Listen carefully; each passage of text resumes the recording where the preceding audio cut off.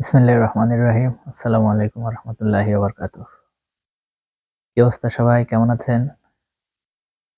আজকে আসলে আরেকটা বিষয়ে একটু কথা বলবো। বিষয়টা হচ্ছে আপনি যেকোনো দেশে যদি লেখাপড়া করার জন্য যেতে চান, একজন ইন্টারন্যাশনাল স্টুডেন্ট হিসেবে যদি আপনি কোনো দেশে যেতে চান, কি দক্ষতা আপনার অবশ্যই দেশ থেকে নিয়ে আসা উচিত?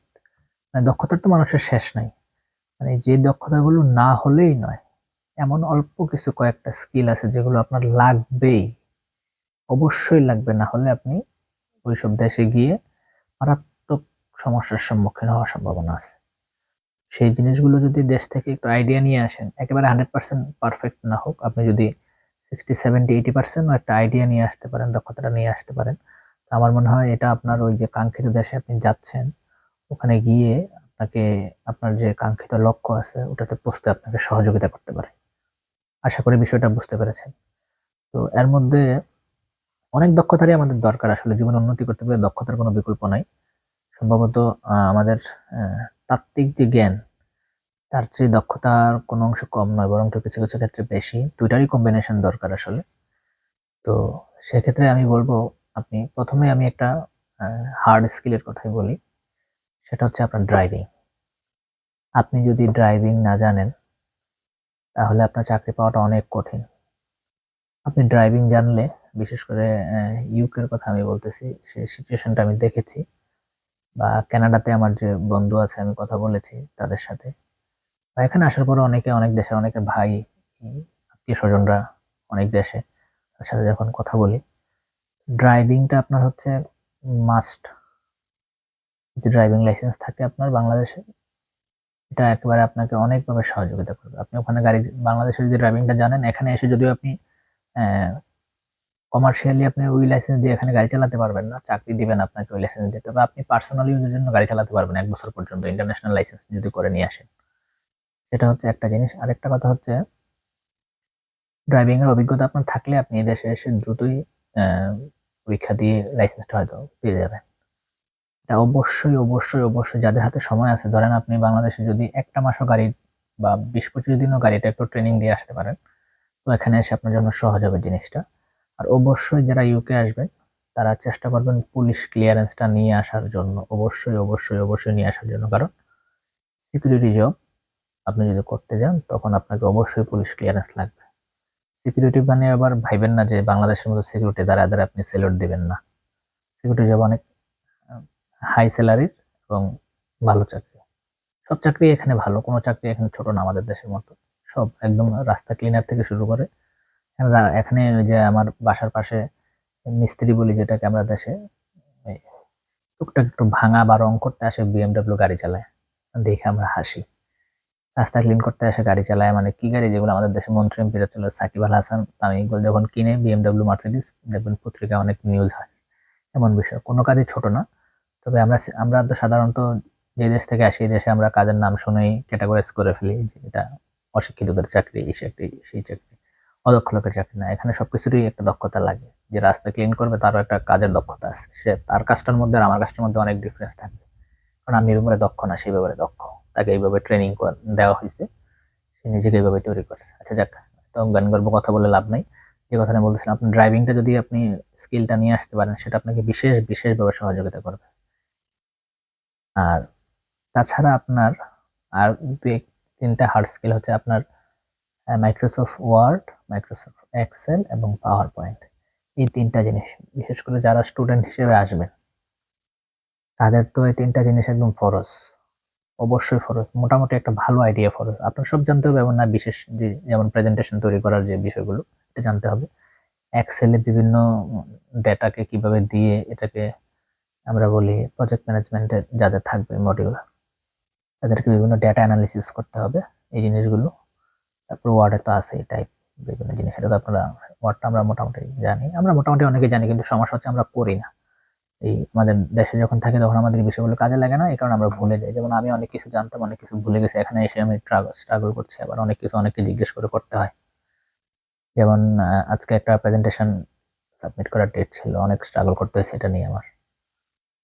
ডাটা অ্যানালিসিস, প্রজেক্ট ম্যানেজমেন্টের সেটা ছিল। তো এইজন্য আমি বলব, যদি হাতে কিছুদিন সময় থাকে, আপনি একটু দেখে আসেন দেশ থেকে। ১ সপ্তাহ দেখলেই হয়ে যাবে। আর ইউটিউবে আছে এখন সবকিছু। মানুষকে জিজ্ঞাসা করা লাগে না। একটু দেখে, দেখে মোটামুটি একটা আইডিয়াটা একটু বাড়িয়ে আসে। তাহলে এটা আপনাকে এখানে হেল্প করবে। চাকরিতেও দরকার লাগে এই জিনিসগুলো। আর লেখাপড়ার জন্য তো দরকার লাগে এখানে 100% আপনার অনলাইন বেস লেখাপড়া। আপনি সবকিছু অনলাইনে আপনাকে দিবে, আপনি অনলাইনে আবার রিটার্ন করবেন। খাতা দিলেও খাতা দেওয়ার সিস্টেম নেই। অ্যাসাইনমেন্ট আপনাকে লিঙ্ক দিয়ে দিবে, আপনি ওখানে যাবেন, ডাউনলোড করবেন প্রশ্ন। আপনি আপনার মতো অ্যাসাইনমেন্ট টাইম দিয়ে দিবে, আপনি করে আবার জমা দিয়ে দিবেন। এই জন্য কম্পিউটারের এই ৩ টা স্কিল আপনার অবশ্যই, অবশ্যই, অবশ্যই জানা লাগবে এবং ভালো দক্ষতা থাকলে আপনি দ্রুত করতে পারবেন। আমি হয়তো যে কাজটা ৩ ঘন্টায় করি, আপনি সাথে সেই কাজটা ১ ঘন্টায় করে ফেলতে পারবেন। এই হচ্ছে হার্ড স্কিল গেল। মাইক্রোসফট অফিসে যে ৩ টা আছে, ওয়ার্ড, এক্সেল এবং পাওয়ার পয়েন্ট, এই ৩ টা সম্পর্কে ধারণা এবং ড্রাইভিং অবশ্যই। তারপরে যদি আসেন কিছু সফট স্কিল যেটাকে আমরা বলি, এটা হচ্ছে কমিউনিকেশন। ১ নম্বরে সেটা থাকবে সফট স্কিলের মধ্যে। কারণ আপনি যত বেশি মানুষের সাথে স্বাচ্ছন্দ্যে কমিউনিকেট করতে পারবেন, তত আপনি নিজেকে চাকরির জন্য প্রস্তুত করতে পারবেন দ্রুত। কারণ চাকরিতে গেলেই আপনার কমিউনিকেশনটা সবার আগেই দেখবে। আমাদের কমিউনিকেশন একটু গ্যাপ থেকে যায়, কারণ আমরা আসলে নন ইংলিশ স্পিকিং কান্ট্রি থেকে এসে যতই আমরা আইএলটিএস দিয়ে আসি বা যাই করে আসি, আমরা বলে অভ্যাস থাকে না আমাদের, এই জন্য একটু প্রবলেম হয়। তো এই জন্য ওটা ওখান থেকে আপনি প্র্যাকটিস করা শুরু করেন, ইউটিউবে বিভিন্ন ভিডিও দেখে নিজেকে তৈরি করেন। আপনার যদি পছন্দের কোনো ফিল্ড থাকে যে আমি এই ফিল্ডে চাকরি করব, এই ফিল্ডের বিভিন্ন ভিডিও আপনি দেখে নিজেকে তৈরি করতে পারেন কমিউনিকেশনের জন্য। এবং রান্না, যেটা মোস্ট ইম্পর্ট্যান্ট আমি বলবো, সকল কিছুর চেয়ে বেশি ইম্পর্ট্যান্ট হচ্ছে রান্না। কারণ এই যে আমরা এত কিছু করি, এত কিছু যে আমরা করি, দেশ থেকে ছেড়ে তো দূরে বিদেশ, মূলে কিন্তু পেটে খাবার ঢোকানো। যে যত কথাই বলি না আমি জ্ঞান অর্জনের জন্য, সবই ঠিক আছে ভাই, সবই আমরা বুঝি, ঠিক আছে। এই খাবার হচ্ছে সবকিছুর মূল। এই জন্য রান্নাটা শিখে আসবেন। আমার মতো কেউ করেন না যে আলু ভর্তা আর ডাল দিয়ে, যেমন চলতেছে আমার আসার পর থেকে, আলু ভর্তা, ডাল আর ডিম ভাজি। আর ২-১টা আইটেম শিখছি এখানে এসে, যেমন আলু ভাজি, তারপরে টমেটো ভর্তা, এই জিনিসগুলো আস্তে আস্তে শিখবেন। আমার মতো হয়তো সময় নিয়ে শিখবেন, আর যদি শিখে আসতে পারেন তাহলে ভালো আর কি। এখানে আপনি মাছ মাংস সস্তা, আমাদের দেশের চেয়ে সস্তা, ভালো কোয়ালিটির আপনি রান্না করে খেতে পারবেন। এই জিনিসটা আপনার লাগবেই। আপনার এই ৪টা হার্ড স্কিল হচ্ছে, ৪টা না ২টা হার্ড স্কিল। একটা হচ্ছে মাইক্রোসফট অফিস সম্পর্কে আপনার একটা পরিপূর্ণ ধারণা, ড্রাইভিং। আর সফট স্কিলের মধ্যে হচ্ছে আপনার কমিউনিকেশন এবং রান্না বান্না এবং নিজেকে একটু গোছালো রাখা, পরিষ্কার পরিচ্ছন্ন থাকা। এই জিনিসগুলো একটু আইডিয়া নিয়ে আসেন। যারা বাবা মায়ের খুব আদরের, আহ্লাদের, আমি বলবো তারা একটু দেশ থেকে এই অভিজ্ঞতাগুলো নিয়ে আসার চেষ্টা করুন। তাহলে আশা করি ইনশাল্লাহ আপনারা যে উদ্দেশ্যে আসছেন বা যে উদ্দেশ্যে যাবেন, সেই উদ্দেশ্যটা সফল হবে ইনশাল্লাহ। এবং আপনার এই স্কিলগুলো আপনাকে সফল হতে অনেক দূর সহায়তা করবে, অন্যজন থেকে আপনাকে এগিয়ে রাখবে।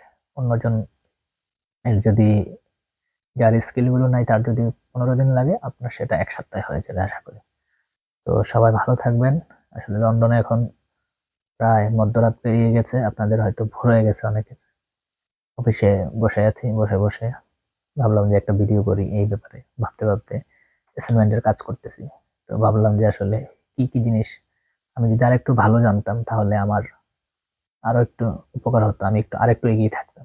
তো সেই নিজের বাস্তব অভিজ্ঞতা থেকে জিনিসগুলো আপনাদের সাথে শেয়ার করলাম।